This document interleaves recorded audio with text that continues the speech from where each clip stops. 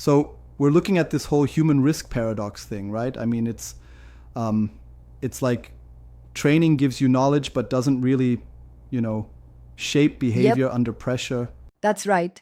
It's almost ironic. All that security awareness training, phishing tests, policy acknowledgements, but then, boom, a legitimate user action becomes the breach vector. Exactly. It's like you build a really strong house and then forget to lock the front door. And these case files, they really show it. From admins bypassing MFA to executives approving risky OAuth apps on a whim. Yeah, and think about that just this once decision. An executive approves OAuth access during a board call with no review or logging. Talk about a ticking time bomb. Absolutely. And the metric they call the human risk index, it really quantifies how after implementing like context aware controls and override governance, risky actions go from being frequent to near zero. Yeah, indeed.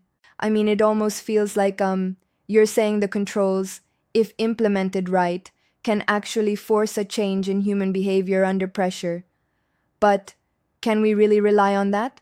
It's a pretty bold claim, don't you think? Sure, it might sound a bit optimistic, but CISORadar's insight, humans don't bypass controls. They quietly step aside, really turns the narrative. Like, if controls are invisible or context aware, it's not that humans are at fault, it's unguarded authority. Yeah, so they're basically saying that it's not the people, but the design of our systems that leaves the gap open, right? Exactly. And the idea of mapping human actions to available controls, that's a game changer. It tests whether the controls actually um, enforce behavior and create accountability rather than just being tick box exercises. Right. And the examples spanning multiple sectors BFSI, healthcare, manufacturing they really underline that this isn't isolated, it's systemic. But doesn't that put a lot of pressure on governance frameworks like ISO 27001 and NIST guidelines? It does. And here's where CISORadar's control test of the week comes in, emphasizing that it's not enough to just have the controls, you need to actively measure and enforce them. Exactly, yeah. Right, if you're not tracking override approvals and reviewing shared accounts, you're leaving a huge vulnerability open. It all boils down to whether those controls can adapt to real life, high pressure decisions. Exactly. And that's the real lesson here.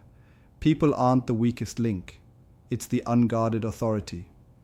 There's this principle that convenience wins over security every time if you don't have proper behavior monitoring and traceability in place. Indeed.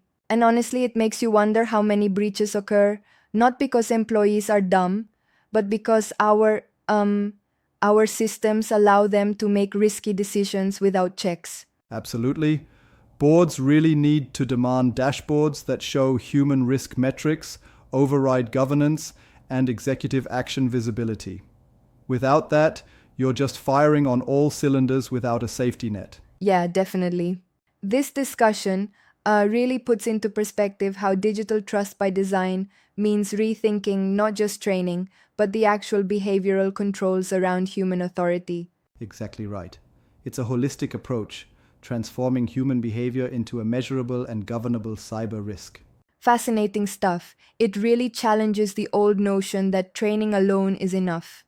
It seems like smarter systems and better control designs are where we need to put our focus.